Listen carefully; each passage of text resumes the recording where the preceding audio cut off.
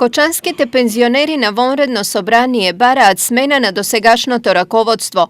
Тврдат луѓето кои сега ги представуваат пензионерите во Кочани се одомакиниле во здруженијето и го третирале како нешто свое. Ревизијата на нивното работење покажала дека тие во улогата се заборавиле, па при донесување на одлуки законите и статутот не им биле на прво место.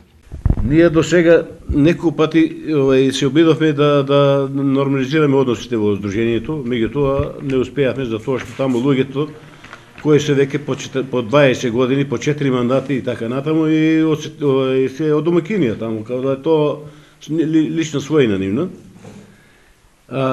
Констатираме дека има, не констатираме него, чекаме дека има многу пропусти во нивното работење. За разлика од минатото, кога и делегати и бирани биле едните исти луѓе, сега тврдат од иницијативниот одбор, изборот е демократски. Подготовките траеле со месеци, а делегати имало од сите делови каде пензионерите имаат своји членови. Се организира местни организации, односно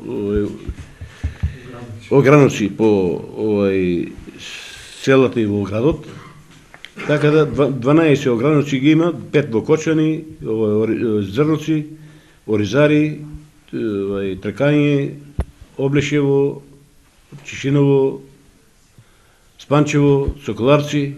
Значи, ги офатиме скоро сите, за да имаме делегатски систем, да функционираме на тај делегатски систем, што до сега не беше пракса.